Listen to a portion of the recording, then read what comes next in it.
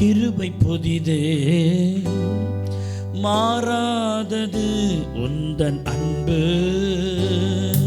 காலை தோறும் உந்தன் கிருபை புதிதே, மாறாதது உந்தன் அன்பு. எந்த நாவில் உந்தன் துதியை வைத்தீ, கர்த்தாவே நீர் எனக்கு போதும். காலை தோறும் உந்தன் கிருபை புதிதே, மாறாததே உந்தன் அன்பு. எந்த நாவில் உந்தன் துதியை வைத்தீ, கர்த்தாவே நீர் எனக்கு போதும். நீர் போதுமே, நீர் போதுமே, என் வாழ்வின் நம்பிக்கையே. நீர் போதுமே, நீர் போதுமே, என் வாழ்வின் நம்பிக்கையே.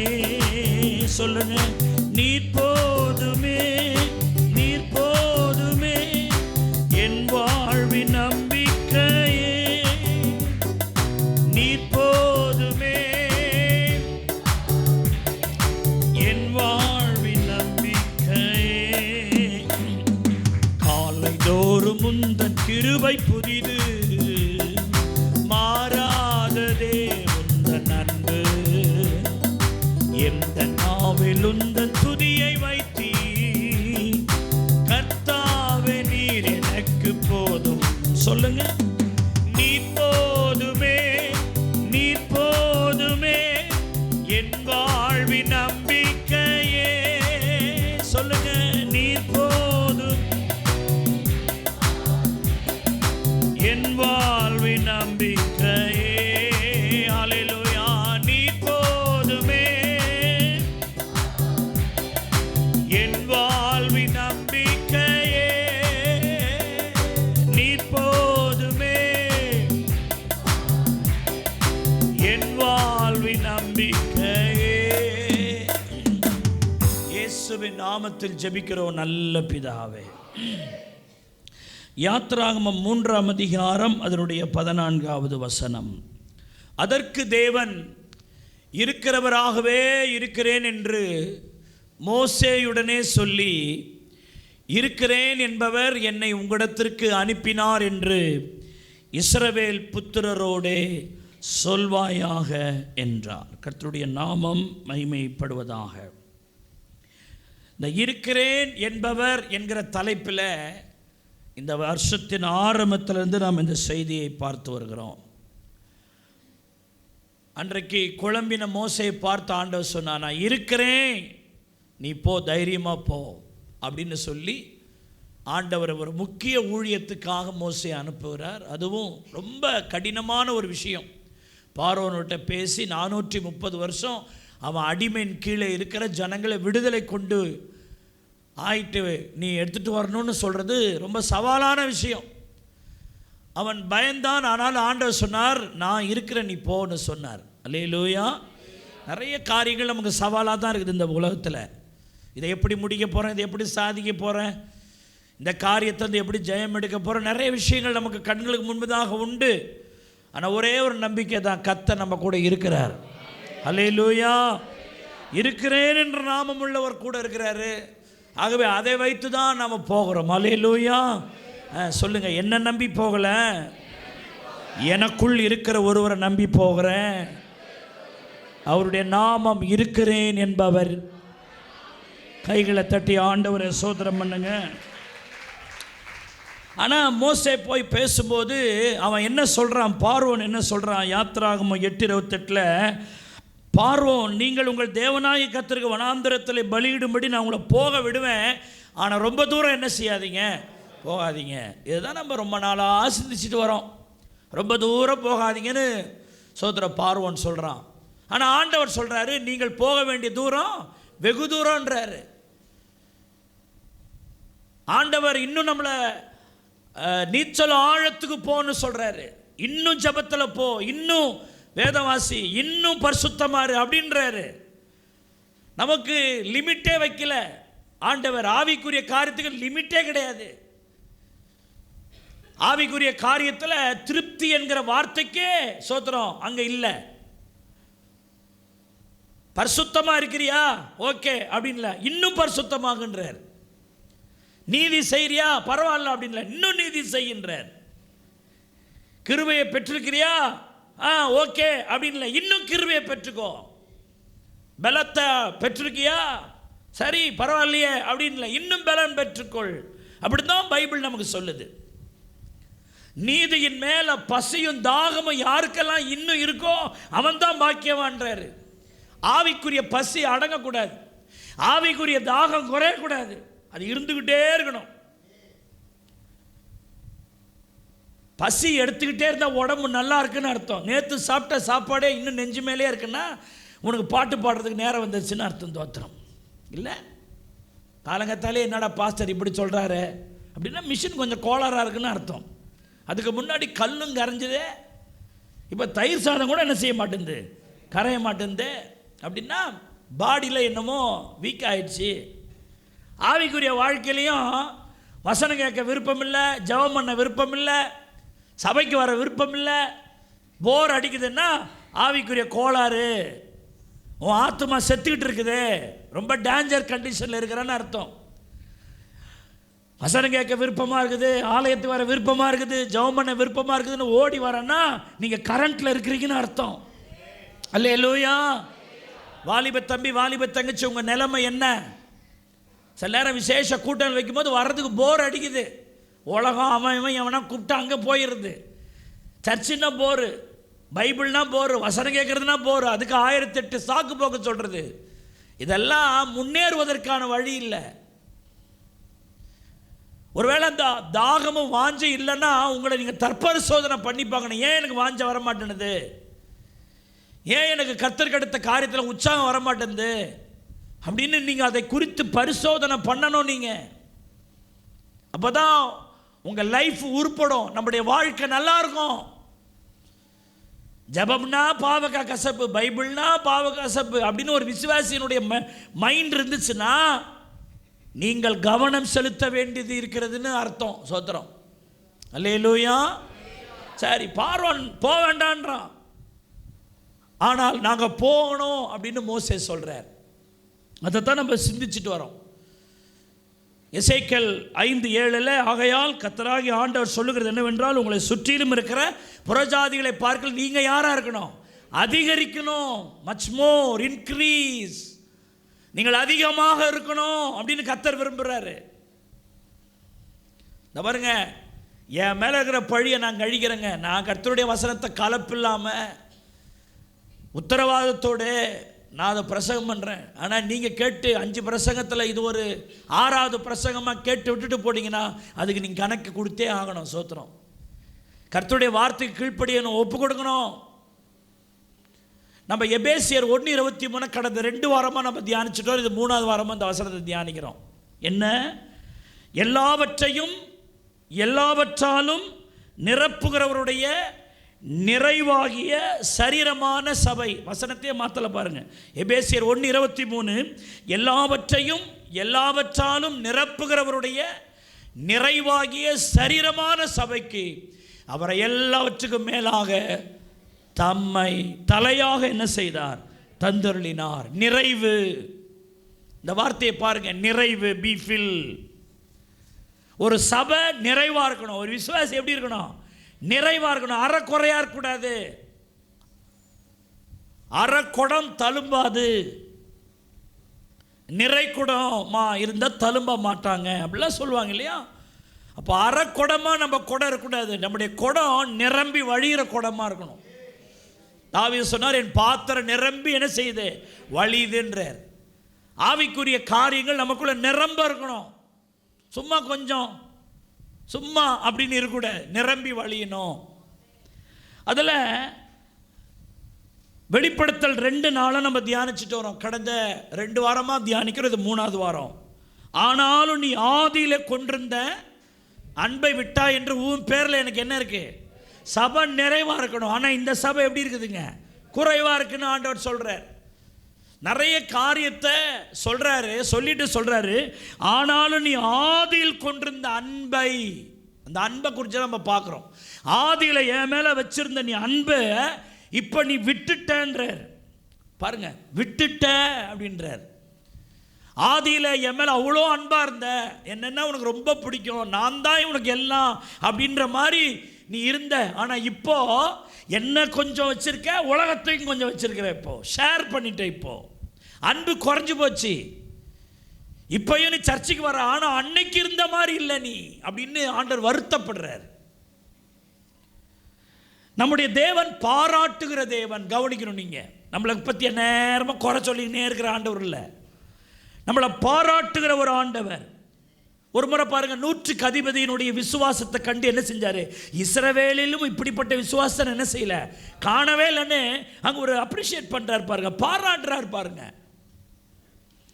கானானிய ஸ்திரீ வந்து சோதரிக்கிறோம் ஒரு இடத்துல பாராட்டுற பாருங்க, ஸ்திரியே உன் விசுவாசம் பெரியதுன்னு சொன்னார். அல்லேலூயா. உன் விசுவாசம் என்னதுங்க? பெரியது அப்படின்றாரு. அப்புறம் 2 காசு போட்ட விதவை, அங்கே ஐஸ்வர்யவான்கள் பணக்காரங்க எவ்வளோ காசுலாம் போட்டாங்க, ஆனால் 2 காசு தான் அந்த அம்மா காணிக்கை பெட்டியில் போட்டுச்சு.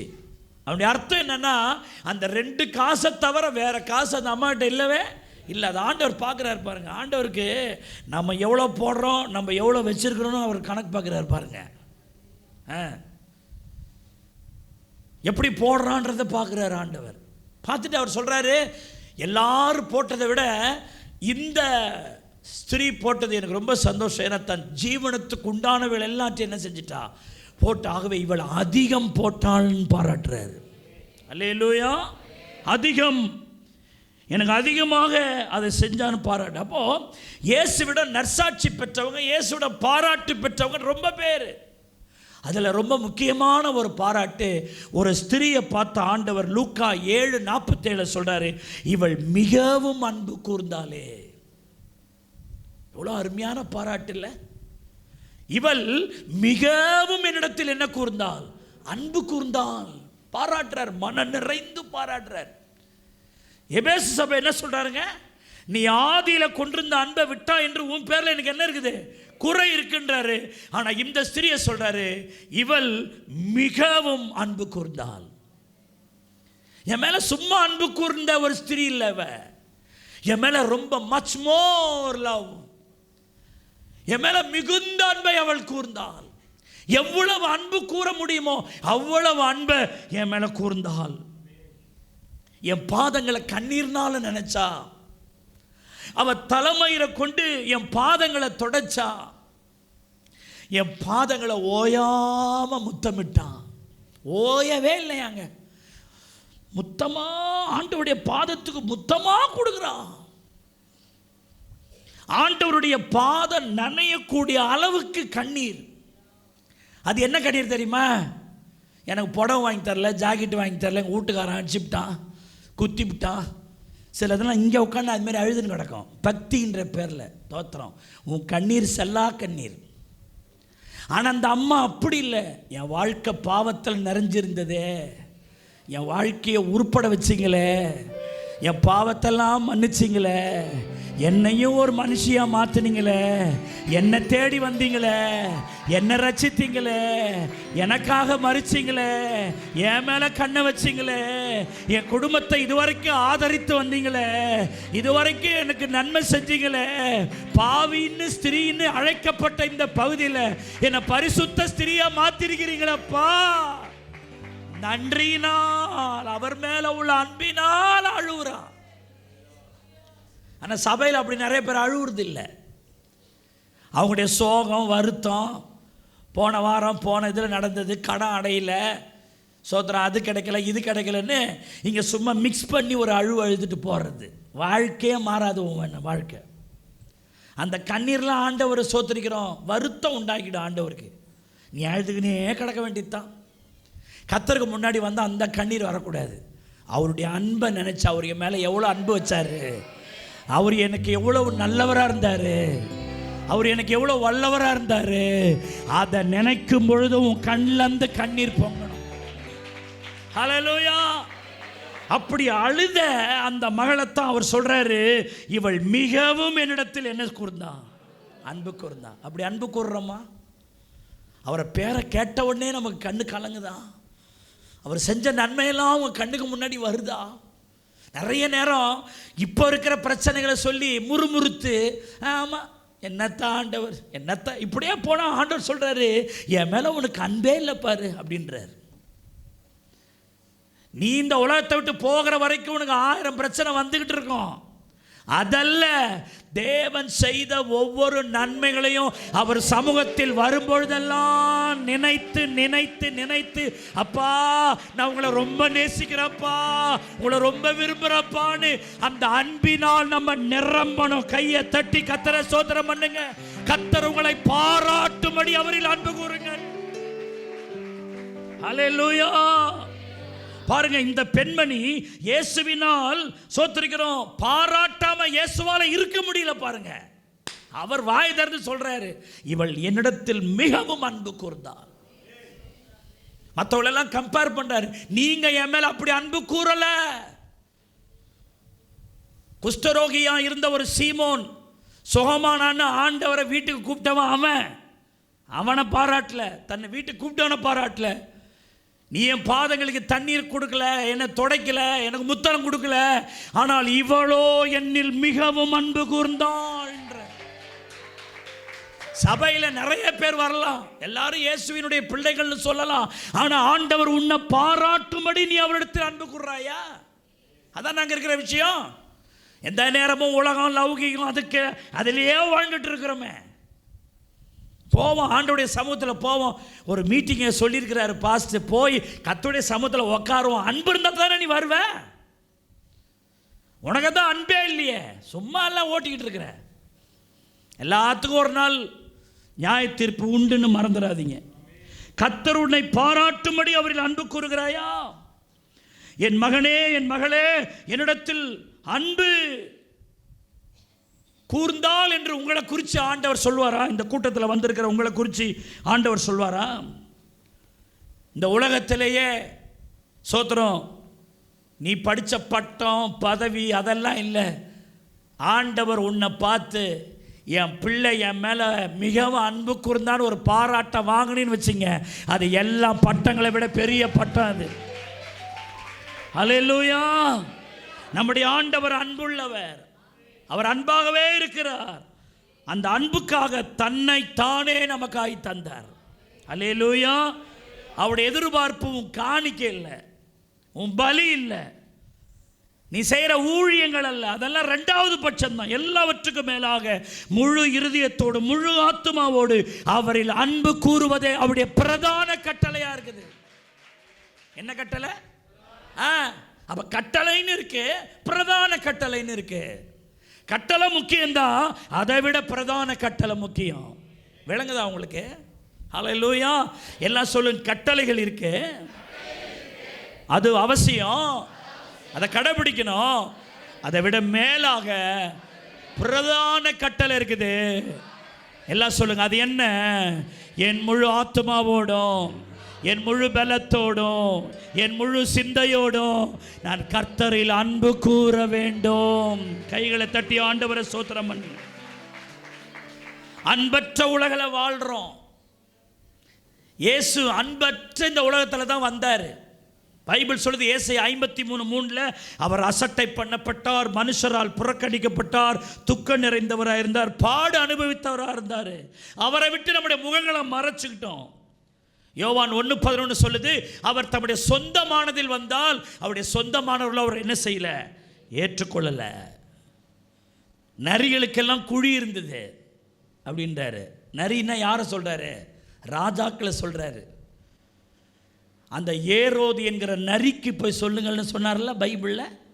சொன்னாரா சொல்லியா? ஏரோது என்கிற, அப்போ இது ஆவிக்குரிய அர்த்தம்னா, அன்றைக்கு இருந்த ராஜாக்களுக்கெல்லாம் அரண்மனைகள் வாசஸ்தலங்கள் இருந்ததுன்றதுக்கு தான் இவர் சொல்கிறார், நரிகளுக்கு என்ன இருக்குது? குழி இருக்குது. பறவைன்னா யூதர்களை காட்டுது.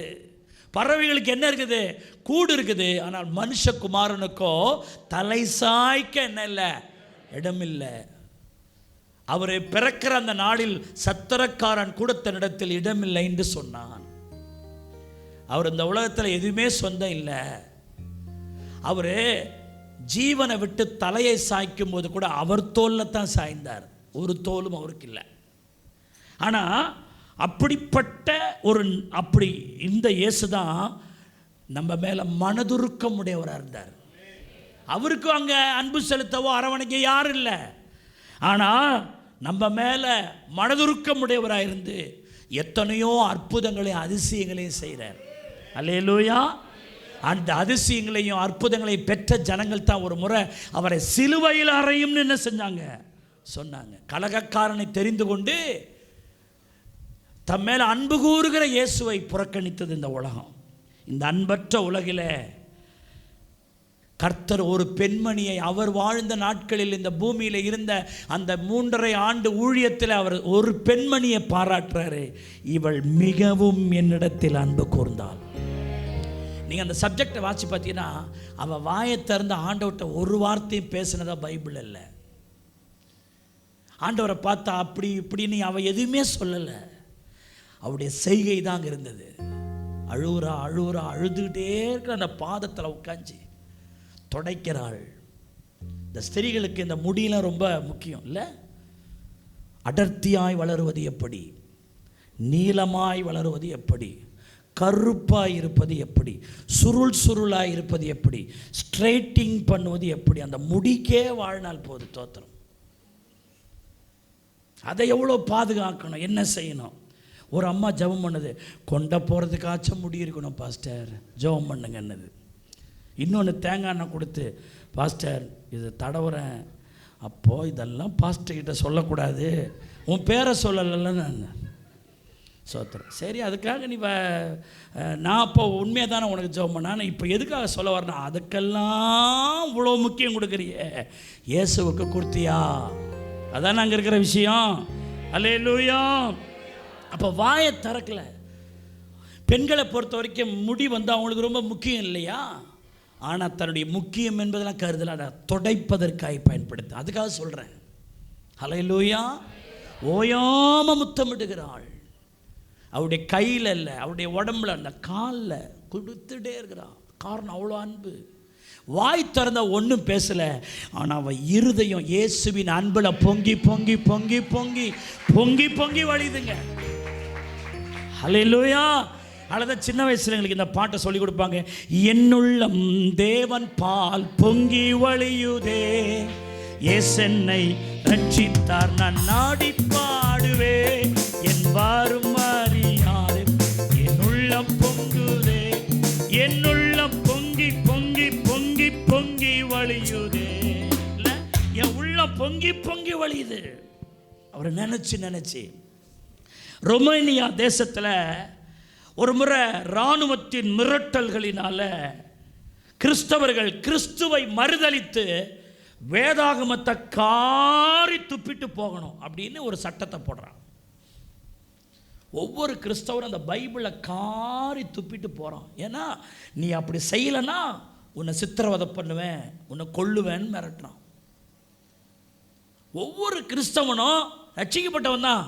ஆனால் அந்த அடி உதைக்கு பயந்து, இல்லை இந்த இயேசு இனி ஆராதிக்க மாட்டேன், இனி இவரை என் தெய்வமாக நான் ஏற்றுக்க மாட்டேன், அவரை மறுதலிக்கிறேன், அவரை இல்லைன்னு சொல்கிறேன்னு அடையாளமாக பைபிளில் காரி துப்பிட்டு போனோன்றான். இந்த இராணுவ வீரர்கள் எல்லாரும் அப்படி செஞ்சுக்கிட்டே போனாலாம். ஒரு பெண்மணி அந்த பைபிளை காரி துப்பிட்டு போனாங்களே, அந்த காரி துப்பப்பட்ட அந்த பரிசுத்த வேதாகமத்தை எடுத்து அந்த எச்செல்லாம் தான் மேலே தொடச்சிக்கிட்டு அந்த பைபிளை தன்னுடைய முகத்தில் தன்னுடைய உடம்புல அதை தேய்ச்சி அந்த எச்செல்லாம் எடுத்து, நான் உங்களை நேசிக்கிற ஆண்டவரே, நான் உங்களை நேசிக்கிற ஆண்டவரே, உங்களை மறுதலிக்க மாட்டேன் ஆண்டவரே, உங்கள் மேலே நான் காரி துப்ப மாட்டேன் ஆண்டவரேன்னு அழுதுகிட்டே அவள் சொன்னாலாம். எல்லாரும் பார்க்கிற விதத்தில் அவளை வெட்டி சாய்த்தாங்களாம். இரத்த வெள்ளத்தில் அவள் மரித்து போனாள். ஆண்டவர் அந்த மகளை பார்த்து என்ன சொல்வார்? இவள் மிகவும் என்னிடத்தில் அன்பு கூர்ந்தான்னு சொல்வாரா? அல்லேலூயா, அல்லேலூயா. அந்த அன்பின் விளைவால் அவங்க மரித்து போனான்னு ஒரு சம்பவம் ஒன்றை நான் வாசித்திருக்கிறேன். ஆகவே இன்றைக்கு கர்த்தருடைய பிள்ளைகளுக்குள்ளே அந்த அன்பு, தேவன் மேலுள்ள அந்த ஆதி அன்பு, அதுக்குள்ளே வாங்க. அதான் ஆண்டவர் உங்களோட பேசிக்கிட்டு இருக்கிறார். பிரதர் சிஸ்டர், நான் எப்படி உங்களுக்கு பிரசங்கம் பண்ணுவேன்னு தெரியல, உங்களுக்குள்ள இயேசுவை நான் உருவாக்க முயற்சிக்கிறேன். அந்த ஆதி அன்புக்குள்ளே உங்களை இழுக்க பார்க்கிறேன். நான் பிரசங்கம் பண்ணிக்கிட்டே நான் சொல்கிறேன், ஆண்டவரே என் பிரசங்கத்தில் நான் ஜனங்களை பக்கம் இழுத்துற முடியாது ஆண்டவரே, உம்முடைய கயிறுகளால் அவர்களை உம்முடைய அன்புக்குள்ளே இழுங்கப்பா. நீங்க தான் இழுக்கணும் ஆண்டவரே. நான் பிரசங்கம் பண்ணி கொண்டிருக்கிற அந்த நேரத்தில் நீங்களும் உங்களுடைய கயிறுகளை கொண்டு ஆண்டவரே உம்மை விட்டு தூரமாக இருக்கிற அந்த பிரதரை, தூரமாக இருக்கிற அந்த சிஸ்டரை, தூரமாக இருக்கிற அந்த வாலிப தம்பியை, தூரமாக இருக்கிற அந்த தங்கச்சி, அந்த கயிறுகளை இழுங்க ஆண்டவரே, உங்க பக்கம் இழுங்க. அதான் அந்த பாரத்தோடு தான் நான் பிரசங்கம் பண்றேன். சும்மா கதை கேட்கிற மாதிரி கேட்டு போயிடாத நண்பா, சகோதரி, சகோதரா, வாலிப தம்பி, வாலிப தங்கச்சி, கொஞ்சமாக ஆண்டவருக்கு நீ இடம் கொடு. என்னால் எவ்வளோலாம் நான் சொல்ல முடியுமோ நான் சொல்கிறேன். என் பிரசங்கம் போதாது, என் வார்த்தைகள் போதாது. 1 hour தான் நான் பேசுகிறேன். எவ்வளோ பேசிட முடியும் என்னால்.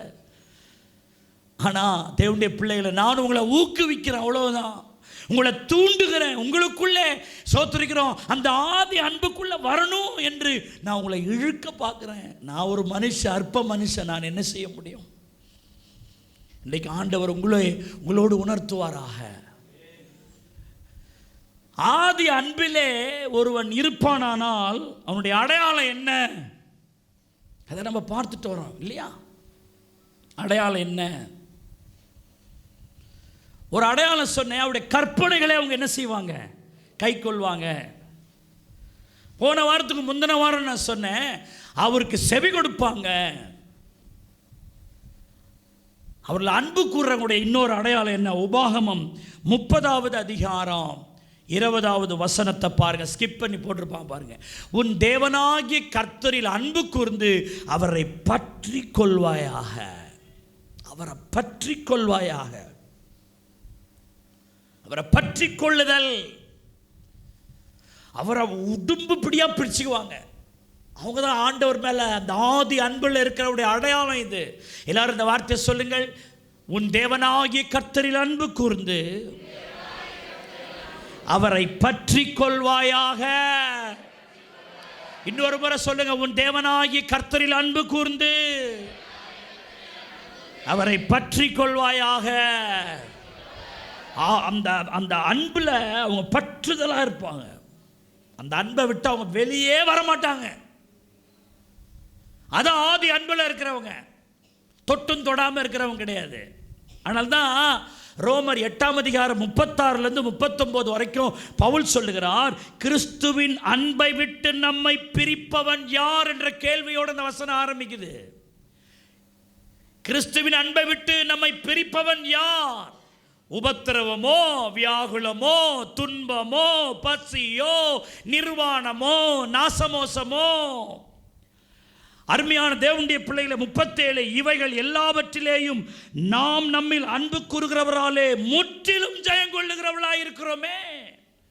38 மரணமானாலும், ஜீவனானாலும், தேவதூதர்களானாலும், அதிகாரங்களானாலும், வல்லமைகளானாலும், நிகழ்காரியங்களானாலும், வருங்காரியங்களானாலும், சோத்திரம் 39 உயர்வானாலும், தாழ்வானாலும், வேறு எந்த சிருஷ்டியானாலும் நம்முடைய கர்த்தராகிய இயேசு கிறிஸ்துவில் உள்ள தேவனுடைய அன்பை விட்டு என்னை பிரிக்க மாட்டாதென்று நிச்சயித்திருக்கிறேன்.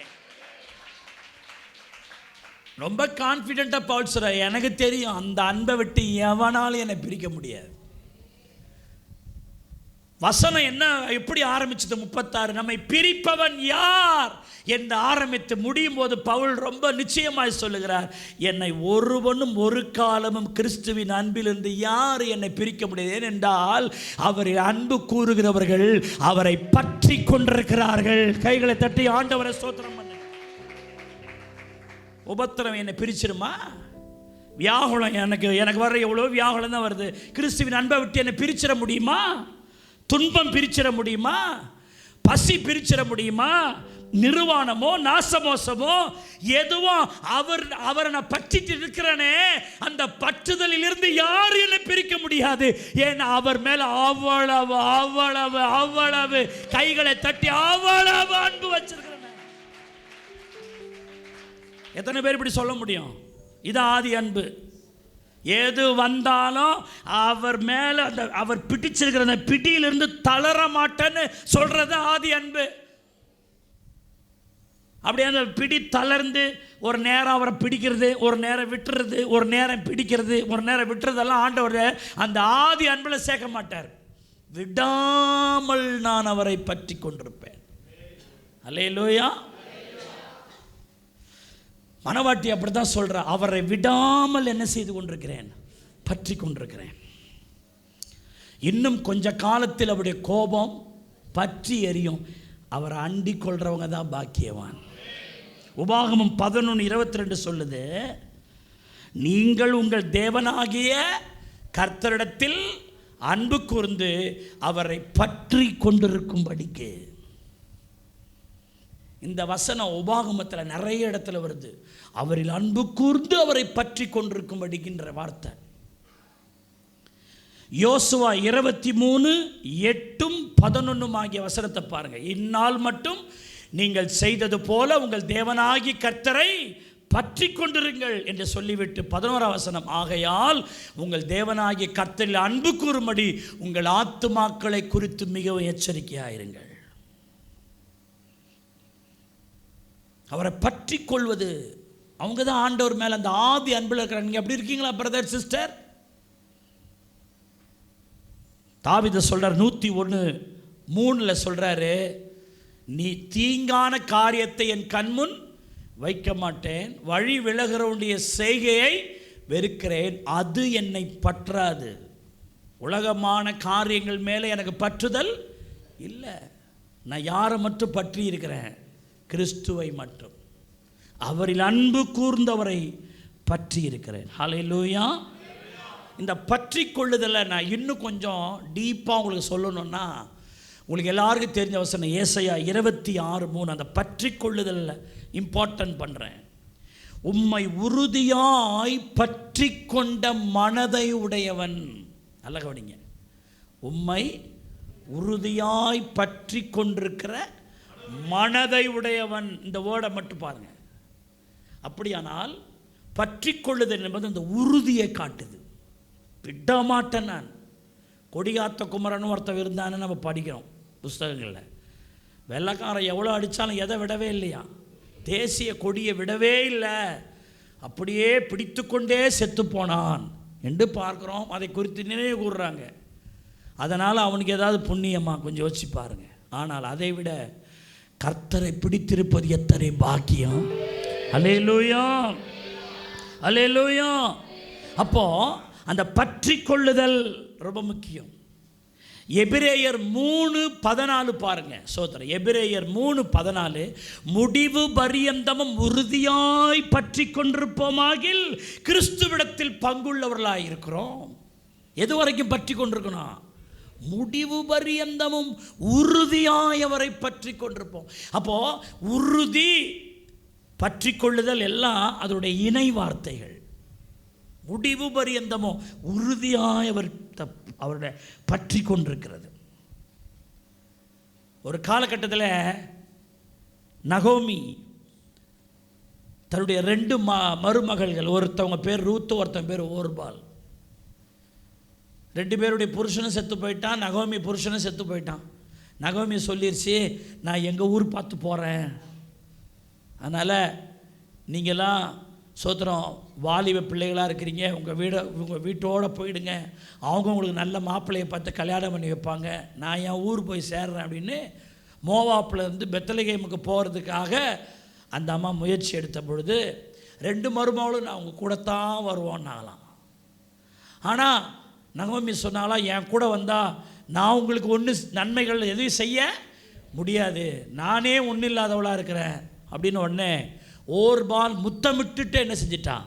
போயிட்டான். ஆனால் ரூத்து போவே இல்லை, நின்றுக்கிட்டே இருக்கிற. என்னம்மா உன் சகோதரி போயிட்டா நீ போ அப்படின்னா, இல்லை இல்லை நான் போக மாட்டேன், நீங்கள் மரணமடையும் இடத்தில் தான் நான் என்ன செய்வேன்? மரணம் அடைவேன். உம்முடைய தேவன் தான் எம்முடைய தேவன், நீ எந்த இடத்துல இருக்கிறியோ அந்த இடத்துல தான் இருப்பேன்னு பயங்கரமாக பேசுது. என்ன நகோமி சொன்னாலும் நகோமியை விட்டு போகிற மாதிரி ரூத் இல்லவே இல்லை. ஒரு கட்டத்தில் பைபிள் சொல்லுது, ரூத் 1:18 சொல்லுது, அவள் மன உறுதியாய் இருக்கிறதை கண்டு. என்னங்க? அவள் மனம் எப்படி இருந்ததா?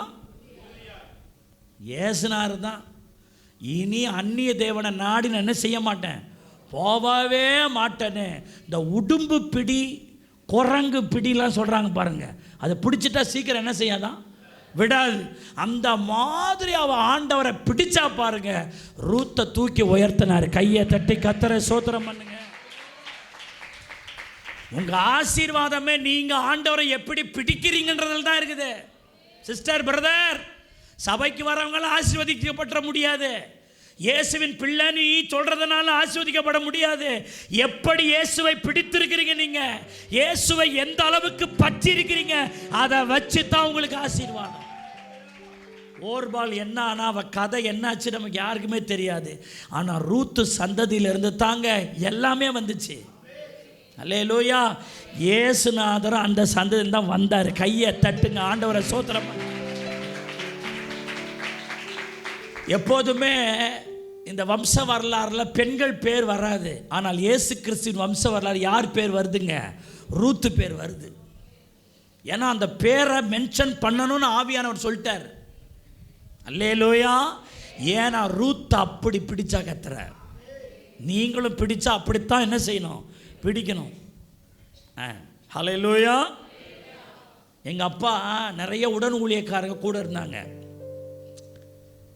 எங்கள் அப்பா கிட்ட வந்து இது மாதிரியா பிரச்சனை, அது மாதிரி பிரச்சனை அப்படின்னு வந்து அப்பப்போ எங்கள் அப்பா கிட்ட சொல்லுவாங்க. எங்கள் அப்பாவும் ஜெபம் பண்ணுவார், டீல் பண்ணுவார். ஒரு கட்டத்தில் ஒருத்தர் அப்பப்போ வந்தவரை பார்த்து எங்கள் அப்பா சொன்னாராம், எப்பா நானே இயேசுநாளுடைய ஒரு தாடி மேலே பிடிச்சின்னு தொங்குறேன், நீ என்னை பிடிச்சி தொங்கினா நானும் கீழே விழுவேன், நீ கீழே விழுவேன், அப்படியே இன்னொரு தாடி மேலே பிடிச்சி நீ தொங்காயான்னாராம். தோத்தனம். அல்லேலூயா. தொங்குறதே தொங்குற, யாரை பிடிச்சி தொங்குவான் சொல்லுங்க, வாயை திறந்த. இன்னொருத்தவனை பிடிச்சி தொங்கினா அவனும் கீழே விழுவான், நீயும் கீழே விழுவ. அவரை பிடிச்சிக்கிட்டா விழவே மாட்டல்ல நீ, அவரை பிடிக்கணும்ல நீ. அல்லேலூயா. ஒரு படம், ஒரு ரொம்ப ஃபேமஸான ஒரு படம் ஒன்று இருக்குது, ஒரு ஆர்ட், நீங்கள் பல இடத்துல பார்த்துருக்கலாம். இந்த அலை மோதும் கடலின் மத்தியில் ஒரு கற்பாறையின் மேலே ஒரு சிலுவை இருக்கிறதாகவும், அலைகள் அந்த கற்பாறையில் மோதுது, அந்த கற்பாறையின் மேலே இருக்கிற ஒரு சிலுவையை ஒரு பெண்ணு பிடிச்சிக்கிட்டு இருக்கிற மாதிரி ஒரு ஒரு ஒரு டிராயிங் இருக்கும், பார்த்துருப்பீங்கன்னு நினைக்கிறேன். அலை மோதுற மாதிரி இருக்கும், பயங்கரமான காற்றடிக்கிற மாதிரி இருக்கும். ஆனால் ஒரு பெண் அந்த கண்மலையின் மேலே இருக்கிற சிலுவையை அப்படி பிடிச்சிக்கிட்டு அப்படியே இருக்கிற மாதிரி இருக்கும். ஸ்தோத்திரிக்கிறோம். தேவனுடைய பிள்ளைகளே, நம்முடைய வாழ்க்கையில் பிரச்சனை, போராட்டம், அலை நிறைய மோதுது தான். ஆனால் நாம் கிறிஸ்துவாகிய கண்மலையை பற்றி கொள்வோம். அந்த உறுதியான கண்மலை கிறிஸ்துவே.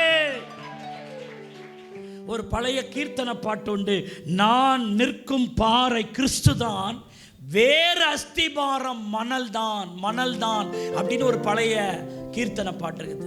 எத்தனை பேர் தெரியும் தெரியல. நான் நிற்கும் பாறை கிறிஸ்துதான், வேறு அஸ்திபாரம் மணல் தான். ஆகவே தான் சொல்கிறேன், இயேசுநாதரை விட்டுட்டு நீங்கள் எங்கே பிடிச்சாலும் அது மணல் தான். அல்லேலூயா. மழை பெஞ்சா, காத்தடிச்சா, புயல் அடித்தா அந்த ஆளும் காலி ஆகிடுவோம், அந்த இடமும் காலி ஆகிடும். ஆனால் கிறிஸ்து தான் நல்ல கண்மலை. அவரை பிடிச்சுக்கிட்டீங்கன்னா ஒரு போதும் பிரச்சனை இல்லை. அல்லேலூயா. எந்த கண்மலையானவரே, என்னை காக்கும் தெய்வம் நீரே. எந்த கண்மலையானவரே, அவரை பிடிப்போம். என்னை காக்கும் தெய்வம் நீரே. வல்லமை மாட்சிமை நிறைந்தவரே, மகிமைக்கு பாத்திரரே. ஓ வல்லமை மாட்சிமை நிறைந்தவரே, glory.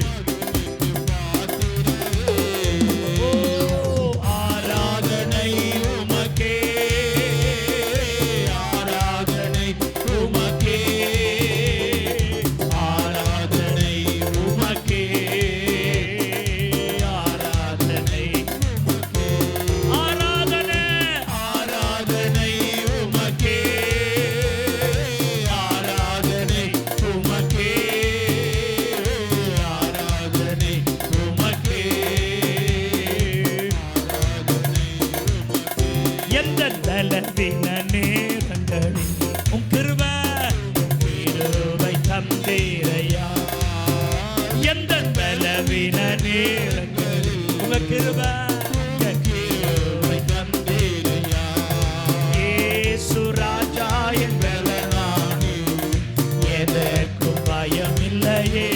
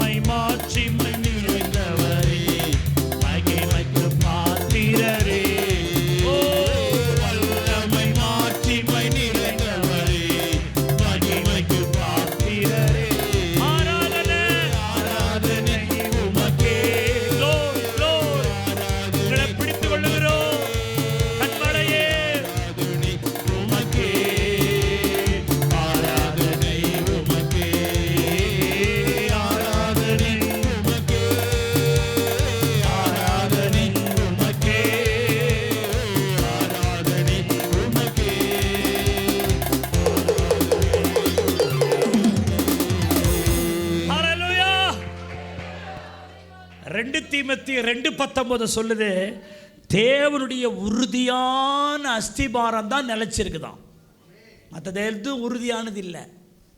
ஏசப்பா தான் உறுதி, அவருடையது தான் உறுதி, அவருடைய அஸ்திபாரம் தான் உறுதி. ஆகவே அப்போ தேவனிடத்தில் அன்பு கூறுறவங்க அந்த ஆதி அன்பில் இருக்கிற அடையாளம் என்ன? அவங்களுடைய அந்த உறுதியாய் அவரை பற்றி இருப்பாங்க. இன்றைக்கி இதை செக் பண்ணுங்கள், நீங்கள் உறுதியாக இருக்கிறீங்களா? உங்கள் உறுதி எப்படி இருக்குது? சும்மா ஆண்டவர்கிட்ட தேவைக்குன்னு வர்றது, அப்புறம் விட்டுறது, பிரச்சனையான விட்டு போயிடுறது, அப்புறமெல்லாம் வர்றது, இது இல்லை. ஆண்டவர் மேலே ஆதி அன்பில் இருக்கிறேன்னா அவரை பற்றிக்கிட்டு இருப்பாங்க. பற்றுதல் என்றால் என்ன? அவரை உறுதியாய் பற்றி கொண்ட மனதை உடையவன், மனசார அவரில் உறுதியாக இருக்கிறது. அப்படியானால் நாம் எதிலெல்லாம் உறுதியாய் பற்றியிருக்க வேண்டும்? அல்லாவிட்டால் உறுதியாய் பற்றி கொண்டவர்களை அறிவது எப்படி? 2 தலைப்பு பாருங்க. நாம் எதிலெல்லாம் உறுதியாய் பற்றி கொண்டிருக்கணும், உறுதியாய் பற்றி கொண்டிருக்கிறவளை அறிவது எப்படி? இப்போ இந்த பிரதர் ஆண்டவரை உறுதியாக பற்றிட்டு இருக்கிறாருப்பா அப்படின்னா அந்த பிரதர் அந்த சிஸ்டர் யாராக இருப்பாங்க? நம்பர் 1, அவர்கள் ஜெபம் பண்ணுகிறதில் உறுதியாக இருப்பாங்க. என்னங்க? ஜெபம் பண்ணுறதில் உறுதியாக இருப்பாங்க. அதான் ஆதி அன்பில் நிலச்சிருக்கிறோம், அதான் உறுதியாகிறாங்களே. படு, ஜெபம் இல்லைன்னு என்னால் ஒன்றும் முடியாதுங்க. ஏன்ப்பா ஜபந்தான் என் வாழ்க்கையில் எல்லாம் அப்படின்னு அந்த எதுக்காகவும் எந்த காரியங்களுக்காகவும் ஜபத்தை விடாமல் ஜபத்தை உறுதியாக பற்றிட்டு இருக்கிறாங்களே, அவங்க தான் அந்த ஆதி அன்பில் நிலைச்சிருக்கிறாங்கன்னு அர்த்தம். ஜபம் பண்ணாதான். அதுதான் ஆதி காலத்தில் ஜபமே ஜீவன், ஜபமே ஜெயம், ஜபமே ஜீவியத்தின் சட்டம். லேலூயா. ஜபம் இல்லைன்னா எங்களால் வாழவே முடியாதுன்னு இருந்தவங்க தான் ஆதிகால பரிசுத்தவான்கள். ஜபந்தான் எங்கள் சுவாசம், ஜபந்தான் எங்கள் உயிர் நாடி, அந்த ஜபந்தான் எங்களுக்கு எல்லாம். நாங்கள் சுவாசிக்கிறதே அந்த ஜபந்தான். ஆமென், அல்லேலூயா. அது இல்லைன்னா எங்களால் வாழ முடியாது. சோத்திரம். அதுதான் ரோமர் 12:12 சொல்லுது, ஜபத்தில் உறுதியாய் தரித்திருங்கள். ஜபத்தில் காம்ப்ரமைஸே கிடையாது. இன்றைக்கி செய்தியை கேட்குற சிஸ்டர், பிரதர், வாலிப தம்பி, வாலிப தங்கச்சி, ஆண்டவர் மேலே நீங்கள் உறுதின்னு சொன்னால் எது எதெல்லாம் உறுதியாக இருக்கணும்னு சொல்கிறேன். ப்ரேயர் உங்கள் வாழ்க்கையில் ரொம்ப முக்கியமான இடமா இருக்கணும். சொந்தக்காரன் வந்துட்டான், மாமா வந்துட்டான், மச்சான் வந்துட்டான், கொழுந்தனார் வந்துட்டார், பிள்ளைங்க வந்துருச்சு, ஊர்லேருந்து வந்துருக்குறாங்க, வெளிநாட்டிலேருந்து வந்துருக்குறாங்கன்னு உடனே அதுக்காக ப்ரேயர் கட் பண்ணிட்டு அவன் பின்னாடியே போகிறேன்னா நீ எல்லாம் ஆதி அன்பு விசுவாசியே கிடையாது. நீ யார் வந்தால் என்ன, ஒன்று கூட்டிகிட்டு வரணும், இல்லைன்னா விட்டுட்டாச்சும் வரணும், இல்லைன்னா துரத்தி விட்டாச்சும் வரணும். தோத்திரம். ஏசுநாதரை விட வேறு என்னங்க நமக்கு? நீ கீழே விழுந்தபோது தோத்திரம் பரிதாபமாக கிடந்தபோது உன்னை தூக்குனவர் அவர் தானே. வேற யார் தூக்குனது? நீ தூக்கி இப்போ உட்கார வச்சிருந்தாலும் நிறைய பேர் உன்னை தேடி வராங்க. நீ சேத்துலையும் வியாதியிலும் வேதனையிலும் இருந்தியா, உன்னை தேடி யார் வந்தது? அல்லேலூயா. அதனால்தான் யாக்கோப்பு 1:8 சொல்லுது, இரு மனம் உள்ளவன் தன் வழிகள் எல்லாம் எப்படிப்பட்டவனாக இருக்கிறான்? நிலையற்றவனாக இருக்கிறான். இரு மனம் இருக்கக்கூடாது, ஒரு மனம் சொல்லிட்டு யாக்கோப்பு 1:6 சொல்லுது, அவன் எவ்வளவாகிலும் சந்தேகப்படாமல் விசுவாசத்தோடு கேட்க கடவன். சந்தேகப்படுகிறவன் காற்றில் அடிபட்டு அலைகிற கடலின் அலைக்கு ஒப்பாக இருக்கிறான். அப்படிப்பட்ட மனுஷன் தன் கர்த்தரிடத்தில் எதையாகிலும் பெறலாம் என்று நினையாதிருப்பாயாக. உன் ஜபம், அந்த ஜபமெல்லாம் கேட்கப்படாது. இங்கேயும் கேட்டு வைப்போம், அங்கேயும் கேட்டு வைப்போம், அங்கேயும் கேட்டு வைப்போம், இங்கேயும் கேட்டு வைப்போம்னு நீ அங்கே ஒரு வாயை இங்கே ஒரு வாயை வச்சுக்கின்னு தேவனிடத்திலிருந்து ஒன்றை நீ பெறவே முடியாது. இந்த ஜபத்தில் உறுதியாக இருக்கிறாங்க பாருங்க. இயேசுவை தவிர, அவரை தவிர வேறு ஒன்றிலும் என் மனதை செலுத்த மாட்டேன்னு இருக்கிறாங்களே, அவங்க தான் தேவனிடத்திலிருந்து ஒன்றை பெறுவாங்க. தெரிஞ்சு வச்சுங்க. இங்கே ஒரு மனு போடுவோம், அங்கே ஒரு மனு போடுவோம்னு. நான் ஒருத்தவங்கிட்ட அப்படி தான் கேட்டேன், என்னையா இவ்வளோ உங்கள் தெய்வங்களின் சிலைகளை இவ்வளவையா வச்சுருக்க அப்படின்னா, ஒன்று விட்டால் ஒன்று காப்பாற்றாதா? அதையும் பார்த்து வைப்போம், இதையும் பார்த்து வைப்போம். ஒரு அம்மா சோத்தரிக்கிறோம். அந்த ஆர்சி சர்ச்சில் பார்த்தீங்கன்னா சோத்தரிக்கிறோம், ஒரு தேவதூதன் ஒரு சாத்தானை மிதிக்கிற மாதிரி ஒரு சிலை வச்சுருப்பாங்க. நிறைய வீடுகளில் கூட காம்பவுண்டில் வச்சுருப்பாங்க. அதை இந்த அம்மா தேவதூதையும் தொட்டு ஓட்டுவானுங்க தான், பிசாசியும் தொட்டு வானுச்சான். அங்கே போனால் அவன் காப்பாற்றுவான், இங்கே போனால் இவன் காப்பாற்றுவான். எல்லாத்துலேயும் போட்டு வைக்கிறது. சில சொல்லுவாங்க, சும்மா ஒரு சல்யூட்டை போட்டு வைங்க, பிற்காலத்தில் உதவும். சும்மா சொல்லி வைங்கன்னு நம்ம சொல்கிறோம். அந்த மாதிரி இயேசுனார்கிட்டயே நீங்கள் இந்த கேம்லாம் விளையாட முடியாது. அவரை மட்டும்தான் நாங்கள் உறுதியாக பற்றி இருக்கிறோம். வேற ஒரு நம்பிக்கை எங்களுக்கு இல்லை. அல்லேலூயா. ஜபத்தின் உறுதியை தடை செய்ய பல தடை வரும். நேரம் இல்லை, வேலை வந்துருச்சு, அவிசுவாசம், மனக்கலக்கம், குடும்ப சூழ்நிலைமை, 1008 சொல்லுவ. நீ உன் ஜபத்தின் உறுதியை கெடுக்கிறதுக்கு இதெல்லாம் வரும். ஆனால் இத்தனை நடுவிலும் நீ ஜபத்தில் உறுதியாக இருக்கணும். அல்லேலூயா. நேரம் இல்லை, திடீர்னு ஒரு வேலை வந்துருச்சு, இதெல்லாம் உருப்புறதுக்கு வழி கிடையாது சார். ஜபம்னா ஜபம் தான். அதில் நீ உறுதியாக மட்டும் இருந்து பாரு. கர்த்தர் எந்த அளவுக்கு உயர்த்துறாருன்னே தெரியாது, அப்படி உயர்த்துவார். ஒன்று ஆதி திருச்சபை எவ்வளோ உறுதியாக இருந்துச்சு. அப்போஸ்தலர் 1:14 சொல்லுது, அவர்கள் எல்லாரும் ஒருமனப்பட்டு ஜபத்திலும் வேண்டுதல் என்ன செஞ்சாங்க? தரிச்சிருந்தாங்க. அப்படி இருக்க போய்த்தான் அபிஷேகம் வந்துச்சு. ஆதியாகமம் 32:26 என்ன பிடிப்பாருங்க, நீர் என்னை ஆசீர்வதித்தால் ஒழிய உம்மை போக விடேன் என்று சொன்ன அந்த ஒரு வார்த்தை தானே யாக்கோப்பை இஸ்ரவேலனா மாத்திச்சு. அந்த உறுதி தானே. ஜபத்தில் பதில் வரும் வரை கர்த்தருடைய பாதத்தை விடாதிருங்கள், நிச்சயமாய் முடிவு உண்டு, உங்க நம்பிக்கை வீண் போகாது. ஹல்லேலூயா. பதில் வர்ற வரைக்கும் நான் விட மாட்டேன் அப்படின்னு அவர் மேல நம்பிக்கையா உறுதியா பற்றிக்கிட்டு இருக்கிற ஒன்ன ஆண்டவர் கைவிடவே மாட்டார். அல்லேலூயா. தானியேல் 6:10 பாருங்க. சோத்திரிக்கிறோம். தானியேலோ வென்றால் அந்த பத்திரத்துக்கு கையெழுத்து வைக்கப்பட்டது என்று அறிந்த போதிலும் அங்கே தான் முன்பு செய்து வந்தபடியே தினமும் 3 வேளையும் தன் தேவனுக்கு முன்பாக முழங்கால் படியிட்டு ஜெபம் பண்ணி என்ன செலுத்தினான்? சோத்திரம் செலுத்தினான். தானியேல் தேசத்தின் சட்டங்களை குறித்து கவலைப்படலை, சிங்கக்கபியை குறித்து அவன் கவலைப்படலை. எப்பொழுதும் தான் ஜெபிக்கிற ஜெபத்தில் அவன் உறுதியாக இருந்தான். ஹல்லேலூயா. அதான் சிங்கங்கள் அவனை என்னப்படுத்தலை, சேதப்படுத்தலை. ராஜா அவனை தூக்கி எடுத்தார், அவனுடைய மேன்மையை கர்த்தர் பெருக பண்ணார், அவன் காரியம் ஜெயமாக இருந்தது. ஹல்லேலூயா. ஹல்லேலூயா.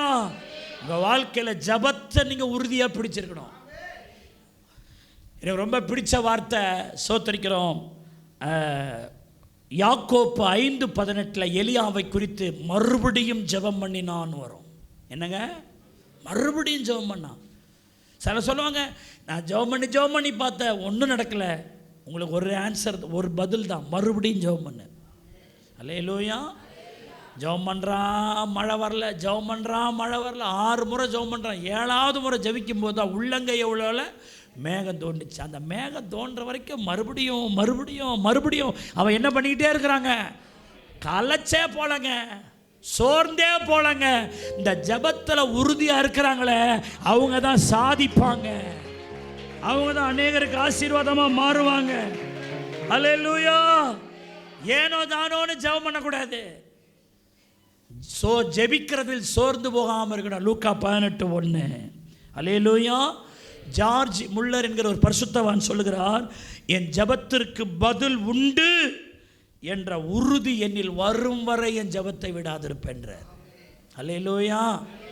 உன் ஜெபத்திற்கு பதில் வருகிறது என்கிற ஒரு கான்ஃபிடென்ட் எனக்கு வர்ற வரைக்கும் என் ஜெபத்தை நான் நிறுத்துவதில்லை என்பதுதான் அந்த பரிசுத்தவானுடைய விஷயம். ஆகவே ஜெபம் ரொம்ப முக்கியம். 2வது, ஆண்டவரில் அன்பு கூறுறவங்க எதில் பற்றுதலாக இருப்பாங்க, எதில் அவரை உறுதியாக பிடிச்சிருப்பாங்கன்னா வசனத்தின் மேல் அவங்க உறுதியாக இருப்பாங்க. எதில் உறுதியாக இருப்பாங்க? வசனம், ஜெபம். 2வது எதில் உறுதியாக இருப்பாங்க? பைபிள் வேர்ட்ஸில் உறுதியாக இருப்பாங்க. 1 நாளாகமம் 28:7 பாருங்க. சாலமோனை குறித்து சொல்லப்பட்ட வார்த்தை. ஆண்டவர் சொல்லுகிறாரு, அவன் என் கற்பனைகளின்படியேயும் என் நியாயங்களின்படியேயும் செய்ய உறுதியாயிருப்பானால் அவன் ராஜ்ய பாரத்தை என்றென்றைக்கு திடப்படுத்துவேன் என்றார். அவன் உறுதியை வச்சு தான் இருக்கின்றார். எல்லாம் சொல்லுங்க, கர்த்தருடைய வார்த்தையின் மேலே நான் எவ்வளவு உறுதியாக இருக்கிறேனோ அதை வைத்துத்தான் ஆசீர்வாதங்களை கர்த்தர் எனக்கு தருவார். அதில் ஆண்டவர் எவ்வளவு தெளிவாக சொல்ல பாருங்கள். உறுதியாக இருப்பானால், அவன் என் விஷயத்தில் உறுதியாக இருப்பது உண்மையாக இருக்குமானால் அவன் ராஜ்யத்தை நான் திடப்படுத்துவேன். I will establish the kingdom. அல்லேலூயா. மத்தேயு 7:24. அதில் சங்கீதம் 40:2 பாருங்க. என்னை தூக்கி எடுத்து என் கால்களை கன்மலையின் மேல் நிறுத்தி என் அடிகளை என்ன படுத்தினாருங்க? கன்மலையின் மேலே என்னை உறுதிப்படுத்துகிறார். அந்த கன்மலை யார்? மத்தேயு 7:24 சொல்லுது, நான் சொல்லிய இந்த வார்த்தைகளை கேட்டு அந்த வார்த்தைகளின்படி செய்கிறவன் எவனோ அவன் கன்மலையின் மேல் தன் வீட்டை கட்டின புத்தியுள்ள மனுஷனுக்கு ஒப்பிடும். அந்த தேவனுடைய வார்த்தை என்கிற அந்த கன்மலையின் மேல் நம்முடைய உறுதி இருக்கணும். அப்போ தான் எது வந்தாலும் நம்ம கீழே விட மாட்டோம். நிறைய பேர் அற்புதங்களின் பேர்லையும் தீர்க்க தரிசனங்கள் பேர்லையும், யாரோ சொல்கிற ஒரு தீர்க்கதரிசி பேர்கள் அற்புதங்களிலேயுமே தங்கள் மனதை செலுத்துகிற ஒரு காலம் இடறிடுவாங்க. ஆனால் கர்த்தருடைய வசனத்தில் மட்டும் உறுதியாக இருக்கிறவங்கள எது வந்தாலும் அந்த விசுவாசி கீழே விட மாட்டோம். அல்லேலூயா. ஏன்னா 2 பேதுரு 1:19 சொல்லுது, அதிக உறுதியான தீர்க்க தரிசன வசனம் நமக்கு உண்டு, அவ்வசனத்தை கவனித்திருப்பது நமக்கு நல்லது. வசனத்தின் மேலே தான் நீங்கள் கவனம் வைக்கணும். இன்றைக்கி வசனத்தை விட்டுட்டாங்க நிறைய பேர். அவன் சொந்த கதை, அவன் கனவுல கண்டது, அவன் சொப்பனத்தில் வந்தது, அவனுடைய சொந்த தியானம், இதுவே உபதேசங்களாக மாறி நிறைய பேர் கதை கேட்குற மாதிரி இன்றைக்கி சோத்திரிக்கிற ஆட்களை மாற்றிட்டு வராங்க. எந்த ஊழியக்காரனுடைய கதையும் வேணாம், யாருடைய சொப்பனமும் எனக்கு வேணாம், யாருடைய தரிசனமும் வேணாம். உங்களுடைய கவன வசனத்தின் மேல் மாத்திரம் கையை தட்டுங்க. வானமும் பூமியும் ஒளிந்து போகும், ஆனால் கர்த்தருடைய வார்த்தை ஒரு நாள் ஒளிந்து போகாது. உறுதியாக இருக்கிறவங்க இந்த வசனத்தின் மேல் உறுதியா இருங்க. அல்லேலூயா. நிறைய பேருக்கு கதை கேட்க ஆசை, ரொம்ப இன்ட்ரெஸ்டாக பேசணும். அப்படி நான் இருந்தபொழுது அவர் வந்தார், இவர் வந்தார், அப்படியே கிளைமேக்ஸாக சினிமா படம் பார்க்குற மாதிரியே எடுத்துன்னு போனோம்னு சர்ச்சைக்கு வரக்கூடாது. வசனத்துக்காக நீ சபைக்கு வரணும். அல்லேலூயா. எபிரேயர் 2:2 வசனத்தின்படி நீ வாழாட்டினா உனக்கு தண்டனை என்பதற்காக இந்த வசனம் பாருங்க. தேவ தூதர்கள் மூலமாய் சொல்லப்பட்ட வசனத்திற்கு விரோதமாய் எந்த செய்கைக்கும் கீழ்ப்படியாமைக்கும் நீதியான தண்டனை வரத்தக்கதாக அவருடைய வசனம் உறுதிப்பட்டிருக்குன்னு போட்டிருக்குது. வசனம் ஒவ்வொன்றும் உறுதியாக இருக்குதுங்க. ஆண்டவர் தூதர்கள் மூலமாக ஒரு வார்த்தை சொன்னால் கூட தேவனுடைய வார்த்தை தான் அது உறுதிப்பட்டிருக்கிற வார்த்தை. அந்த உறுதிப்பட்டிருக்கிற அந்த வார்த்தைக்கு விரோதமாக நீ செய்கிற எந்த செய்கை கீழ்ப்படியாமைக்கும் நீதியான தண்டனை உண்டுன்னு பைபிளில் போட்டிருக்கு. ஆகவே கவனமாக இருக்கணும். அல்லேலூயா. கர்த்தர் உங்களுக்கு ஒரு வாக்குத்தத்தத்தை கொடுத்திருப்பாரானால் அந்த வாக்குத்தத்தை உறுதியாய் பற்றி கொள்ளுங்கள். எபிரேயர் 10:22 சொல்லுது, வாக்குத்தத்தம் பண்ணினவர் உண்மை உள்ளவர். பிலிப்பியர் 2:14 சொல்லுது, ஜீவ வசனத்தை பிடித்து கொண்டு சுடர்களை போல என்ன செய்யுங்க, பிரகாசிங்க. வசனத்தை பிடிச்சிங்க. ஒரு வசனம் கிடைக்கிது, ஆண்டவர் சொல்கிறாரா, ஆண்டவரே இந்த வசனத்தை நான் பிடிச்சிக்கிறேன்ப்பா, இந்த வசனம் என்னை நடத்தட்டும்ப்பா அப்படின்னு அந்த வசனத்தை பிடிச்சு கொள்ளணும். ஆமென்னு சொல்லுங்க. ஹல்லேலூயா. வல்ல ஜீவ வாக்குத்தத்தங்கள் வரைந்தனர்காய் இந்த நாளே ஸ்தோத்திரம். வல்ல ஜீவ வாக்குத்தத்தங்கள் வரைந்தனர்காய் இந்த நாளே ஸ்தோத்திரம். ஆபத்திலே அரும் துணையே, பாதைக்கு நல்ல தீபமிதே. ஆபத்திலே அரும் துணையே, பாதைக்கு நல்ல தீபமிதே. வல்ல ஜீவ வாக்குத்தத்தங்கள் வரைந்தனர்காய் இந்த நாளே பாடுவோம் ஸ்தோத்திரம். வல்ல ஜீவ வாக்குத்தத்தங்கள் வரைந்தனர்காய் இந்த நாளே ஸ்தோத்திரம். ஆபத்திலே அரும் துணையே, பாதைக்கு நல்ல தீபமிதே. ஆபத்திலே அரும் துணையே, பாதைக்கு நல்ல தீபமிதே. என்னை மறவா இயேசுநாதா, உந்தன் தயவால் என்னை நடத்தும். என்னை மறவா இயேசுநாதா, உந்தன் தயவால் என்னை நடத்தும். ஹல்லேலூயா. பாருங்க, வசனத்தை உறுதியாக படிச்சுக்கணும். டைம் இல்லை. விசுவாசத்தில் உறுதியாக இருக்கணும். ஆமாம் தேவ பிள்ளைகளே, விசுவாசத்தினால தான் நம்ம பிழைக்க முடியும். விசுவாசம் இல்லாதவன் தேவனிடத்தில் பிரியமாக இருப்பது கூடாத காரியம். நமக்கு விசுவாசின்னு நமக்கு பேர் இருக்குது. விசுவாசின்னு பேர் வச்சுட்டு அவரை விசுவாசிக்காமல் வாழ்ந்தா என்ன புண்ணியம்? விசுவாசத்தில் நீங்கள் உறுதியாக இருக்கணும். ஆதி அன்புன்னா என்ன? அவரை பற்றி கொண்டிருப்பாயாக. என்னிலே தொடங்கின விசுவாசத்தை நான் உறுதியாக பற்றிக்கிட்டு இருக்கணும். கொலோசியர் 2:5 கிறிஸ்துவின் மேல் உள்ள உங்கள் விசுவாசத்தின் உறுதியை பார்த்து சந்தோஷப்படுகிறேன். பவுல் சொல்றார் கொலோசிய சபை விசுவாசிகளை, கிறிஸ்துவின் மேல் உள்ள உங்கள் விசுவாசத்தின் உறுதியை பார்த்து நான் என்ன பண்ணுறேன், சந்தோஷப்படுறேன்னு சொல்லிட்டு 7ஆம் வசனத்தில் அந்த விசுவாசிகளுக்கு சொல்கிறாரு, நீங்கள் போதிக்கப்பட்ட விசுவாசத்தில் உறுதிப்பட்டு ஸ்தோத்திரத்தோடு அதில் பெருகுங்க. அந்த விசுவாசத்தின் உறுதி குறையக்கூடாது. அதில் நீங்கள் என்ன செய்யுங்க, பெருகுங்க. 1 பேதுரு 5:9 சொல்லுது, விசுவாசத்தில் உறுதியாயிருந்து அவனுக்கு எதிர்த்து நில்லுங்கள். ஆமென்னு சொல்லுங்க. பைபிள் சொல்லுது, பிசாசுக்கு எதிர்த்து நில்லுங்கள், அவன் உங்களை விட்டு என்ன செய்வான், ஓடி போவான்னு யாக்கோபில் வாசிக்கிறோம். சும்மா நீ பிசாசு எதிர்க்கிறதுனால ஓட மாட்டான். நீங்கள் விசுவாசத்தில் உறுதி உள்ள ஆளா அதை பார்த்தான் பிசாசு ஓடுவான். எல்லாம் சொல்லுங்க, நான் எதிர்க்கிறதுனால பிசாசு ஓட மாட்டான். நான் விசுவாசத்தில் உறுதியாக இருந்து அவனை எதிர்த்தா அவன் ஓடுவான். உன் குடும்பத்தை பார்த்து உங்களை பார்த்து பிசாசு ஓடனா நீங்கள் எதில் உறுதியாக இருக்கணுங்க? ஆண்டவருடைய விசுவாசத்தை அந்த உறுதியை வச்சு தான் பிசாசு ஓடுவான். உறுதியாக இல்லை, உன் வீட்டில் உன் தலைகாணில் அவன் தலை வச்சு படுத்துன்னு இருப்பான் தோத்திரம். நீ என்ன விசுவாசம் இருந்தாலும் சேர்த்தான், நீ தான் உறுதியே இல்லையே, நீ தான் அவரை பற்றி கொள்ளவே இல்லையே. கனவுல வருவான், பக்கத்தில் வந்து படுப்பான். நானே இப்படி தொட்டேன், ஒரு பேர் மொசன்னு இருந்துதான். ஒரு அம்மா சொல்லுது, என்னடா இது அப்படியே ஒரு மாதிரி ஆகிடுதுங்க, ஏன் மொச உன் பக்கத்தில் வந்தது? அப்போ அம்மா ஃப்ரெண்டாக இருக்கிற பிள்ளை இருக்குது தோத்திரம். என்னத்தை பார்ப்பியோ ஏதை பார்ப்பியோ, மொசன்னு இருந்ததாமே. யார் பாஸ்டர்லாம் கேட்கக்கூடாது, இல்லை நம்ம பங்காளிங்க தான். அப்போ எனக்கு எவ்வளோ வருத்தமாக இருக்குது. ஒரு ரட்சிக்கப்பட்ட ஒரு பிள்ளை சபைக்கு வர நீ எப்படி மொசம் பக்கத்தில் வந்து படுத்துது அப்படின்னா உன் லட்சணம் அப்படி இருக்கு. உறுதி இல்லை. உறுதி இல்லாத ஆள் சாத்தானை எதிர்க்க முடியாது. உன்னெல்லாம் ஊதி தள்ளிடுவான். யார் எதிர்த்துனா ஓடுவான் சாத்தான். எப்பா இவன் ஆண்டவர் மேலே ரொம்ப உறுதியாக இருக்கிறான்பா, அவர் ரொம்ப பற்றிக்கிட்டு இருக்கிறான்பான்னா அவன் உன்னை பார்த்து தான் சாத்தான் ஓடுவான். அல்லேலூயா.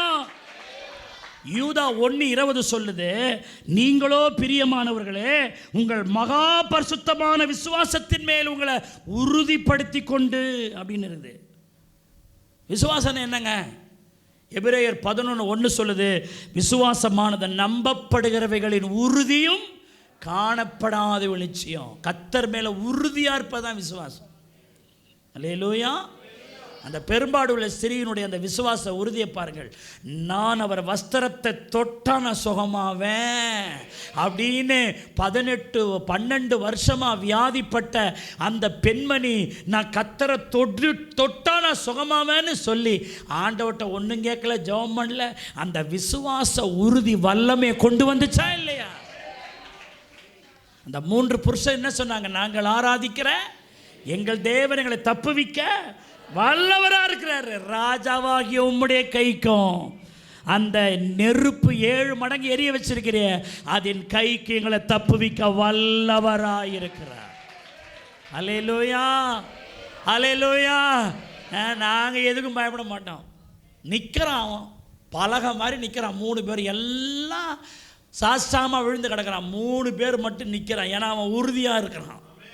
கொஞ்சம் கூட என்னடா போயிடுவோமா, இப்படி கீழே விழுந்துருமா, என்ன சொல்கிறேன் அப்படிலாம் சந்தேகமே இல்லை.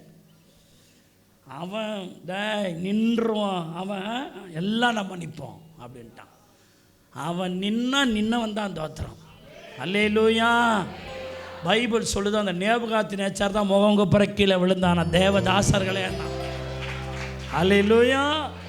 ஆமாம், எதுக்கு நாங்கள் என்ன செய்ய மாட்டோம்? பயப்படவே மாட்டோம். அப்படியே ஒரு F மைனர் அழுத்துங்க, தோத்திரம். இடைவிடாமல் ஆராதிப்போ நம் வாழ்வில் என்றும் ஜெயமே. இடைவிடாமல் ஆராதிப்போ நம் வாழ்வில் என்றும் ஜெயமே. நாம் ஆராதிக்கும் தேவன் நல்லவர், விடுவிக்க வல்லவரே. நாம் ஆராதிக்கும்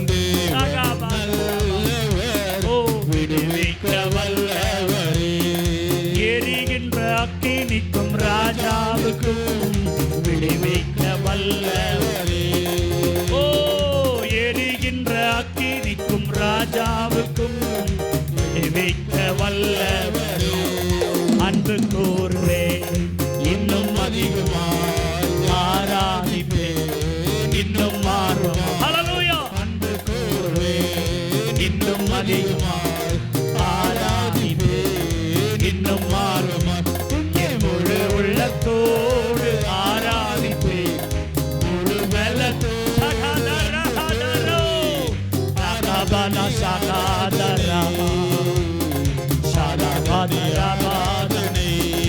எரிகின்ற அக்கினிக்கும் ராஜாவுக்கும் விடுவிக்க வல்லவரே. ஹல்லேலூயா. எரிகின்ற அக்கினிக்கும் ராஜாவுக்கும் நாம் ஆராதிக்கும் தேவன் நல்லவர், விடுவிக்க வல்லவரே. glory. நான் ஆராதிக்கும் தேவன் நல்லவர், விடுவிக்க வல்லவரே. எரிகின்ற அக்கினிக்கும் ராஜாவுக்கும் விடுவிக்க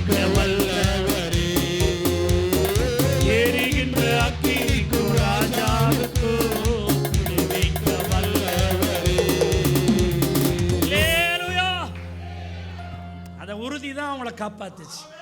ஆமென். ஆண்டவரை நம்பி அதில் உறுதியாக இருந்தால் கர்த்தர் உங்களை உயர்த்துவார்.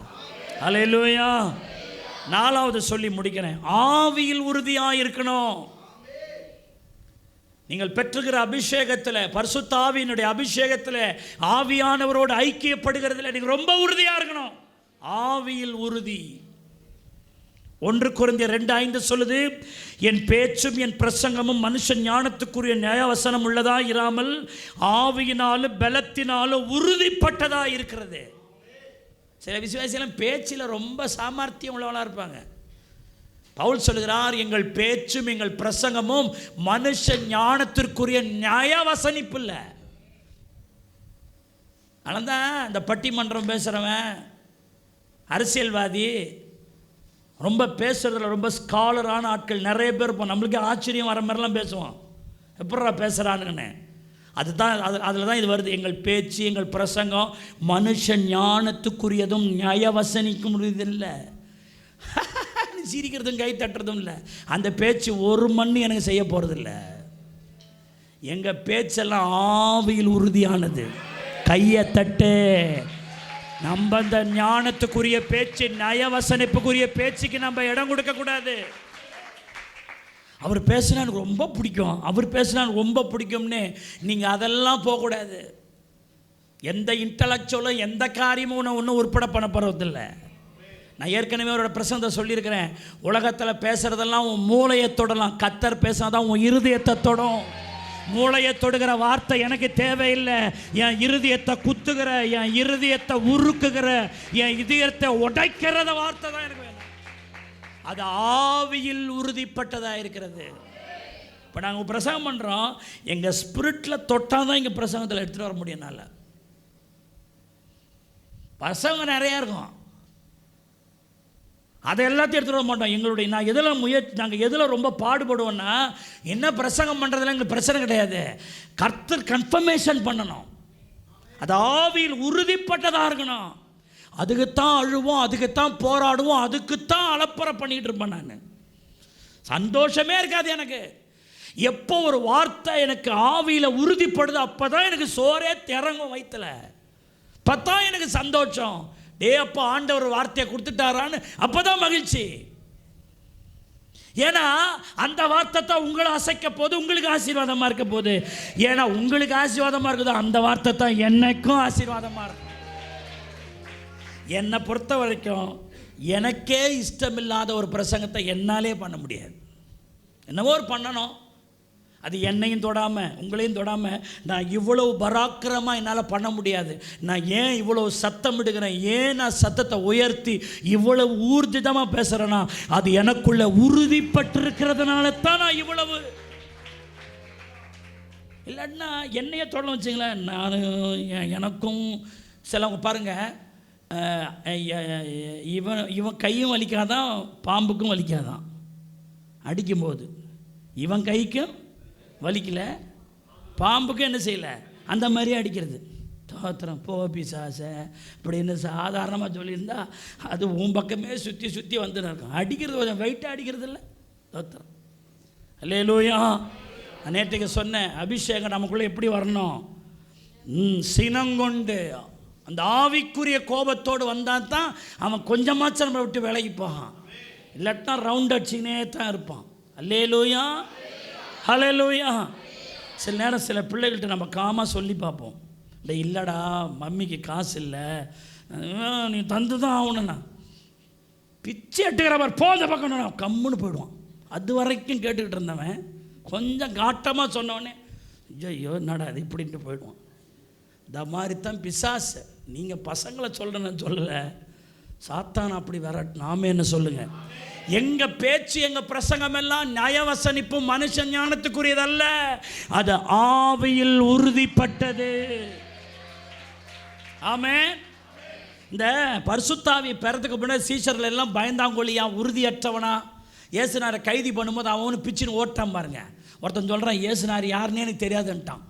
இல்லை, இன்னும் மற்ற சீஷர்லாம் எங்கே போனானே தெரில. ஆனால் இந்த அபிஷேகம் உள்ளே வந்துச்சு பாருங்க. பெந்தேகோஸ்தே நாளில் என்ன வந்துச்சுங்க, அபிஷேகம் வந்துச்சு பாருங்க. அந்த சீஷர்கள் என்ன பிரசங்கம் பண்ணுறாங்கன்னா, அப்போஸ்தலர் 2:38 சொல்கிறாங்க, இந்த இயேசுவை தேவன் எழுப்பினார்.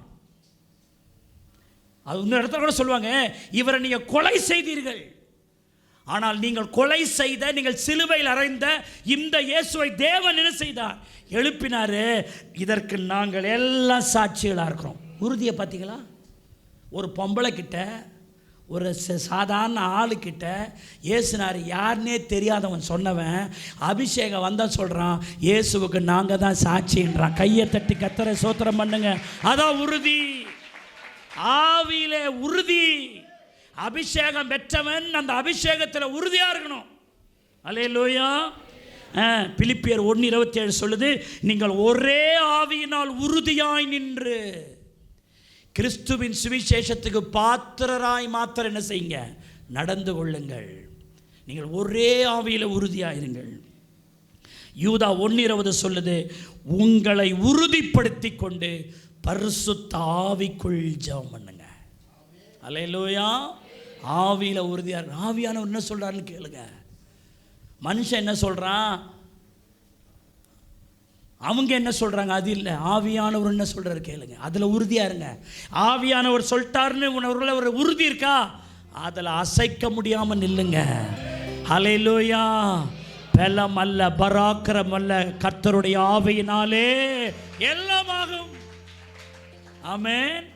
ஒரு விசுவாசி எதெல்லாம் உறுதியாக இருக்கணும்? ஜபத்தில் உறுதியாக இருக்கணும். அப்புறம் வசனத்தில் உறுதி. 3வது விசுவாசத்தில் உறுதி. 4வது இன்னும் நிறைய உறுதி இருக்கு, ஆனால் இது உங்களுக்கு போதும்னு நினைக்கிறேன். இவைகளை பற்றி கொள்ளுங்கள், இதில் வாஞ்சியா இருங்க, கர்த்தர் உங்களை பாராட்டுவார். நீங்கள் மிகவும் என்னில் அன்பு கூர்ந்தீர்கள் சொல்வார். ஆமென். எல்லாரும் எழுந்திருக்கிறாமாயும் ஜி மைனர் கொடுங்க, எல்லாரும் எழுந்திருப்போம். ஹல்லேலூயா. இடைவிடாமல் ஆராதிப்போம், நம் வாழ்வில் என்றும் ஜெயமே. இடைவிடாமல் ஆராதிப்போம், நம் வாழ்வில் என்றும் ஜெயமே. நாம் ஆராதிக்கும், நல்லவரை. ஆமென். நாம் ஆராதிக்கும் தேவன் நல்லவர், விடுவிக்க வல்லவரே. எரிகின்ற அக்கினிக்கும் ராஜாவுக்கும் விடுவிக்க வல்லவரே.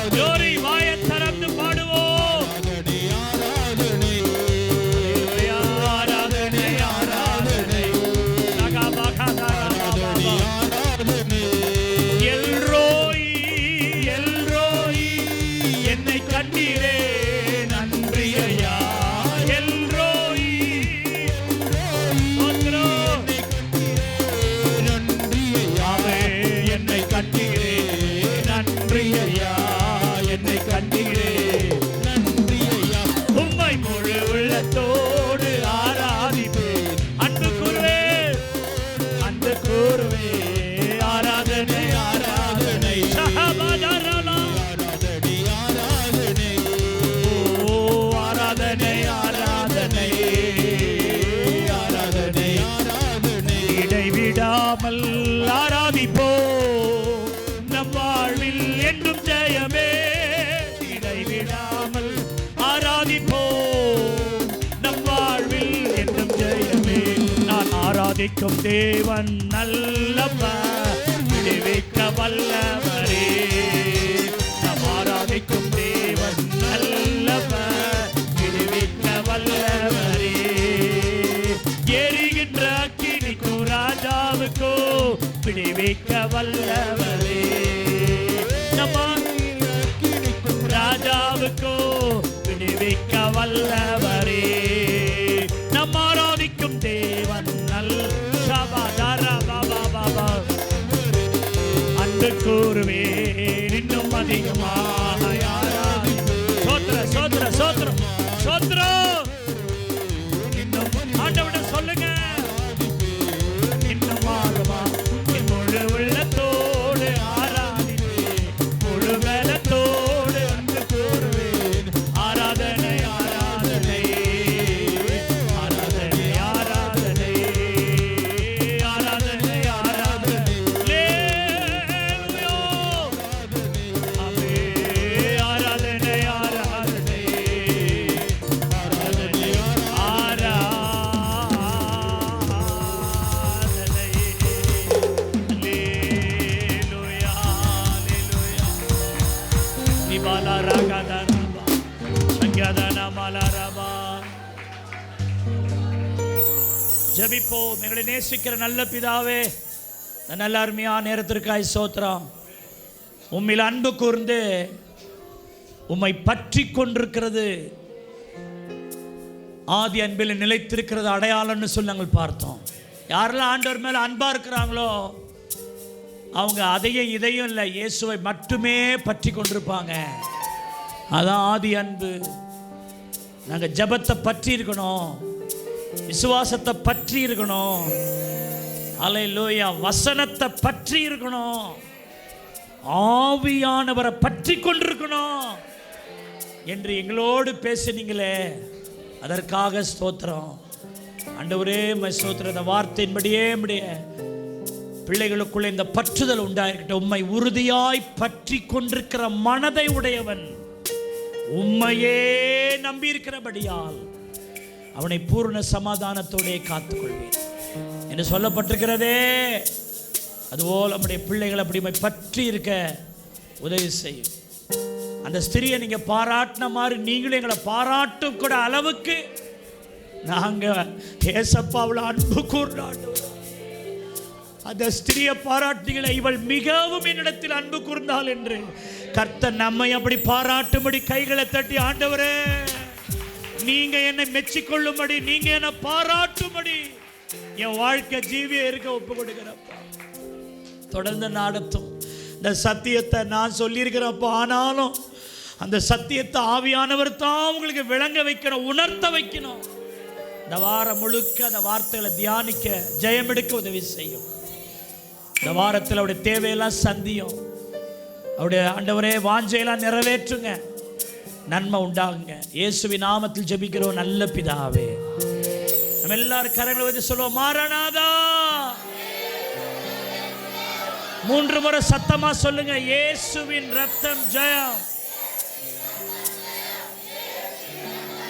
Praise the Lord. Hallelujah. Hallelujah. நம்முடைய கர்த்தராகிய இயேசு கிறிஸ்துவின் கிருபை, பிதாவாகிய தேவனுடைய அன்பு, பரிசுத்த ஆவியானவருடைய ஐக்கிய ஆசீர்வாத வழிநடத்துதல் நம் அனைவரோடு என்றைக்கு எப்பொழுது இருப்பதாக. நம்ம எல்லாரும் சேர்ந்து சொல்லுவோம் சத்தமாய், ஆத்துமாவே என் முழு உள்ளமே பரிசுத்தனா, சத்தமா என் ஆத்துமாவே கர்த்தரை ஸ்தோத்திரி. அவர் செய்த சகல உபகாரங்களை மறந்து, அவரின் அக்கிரமங்கள் எல்லாம் மன்னித்து, என் நோய்களை எல்லாம் குணமாக்கி, என் பிராணனை அழிவுக்கு விலக்கி மீட்டு, கிருபையினால் இரக்கங்களினாலும் முடிசூட்டி, நன்மையினால் என் வாயை திருப்தியாக்கி, கழுகு சமானமாய் திரும்ப என் வயதை வால வயது போல் ஆக்குகிறார். அல்லேலூயா, அல்லேலூயா, அல்லேலூயா. அவரில் அன்பு கூர்ந்து அவரையே பற்றி கொண்டிருங்கள். கர்த்தர் உங்களை ஆசீர்வதிப்பாரா.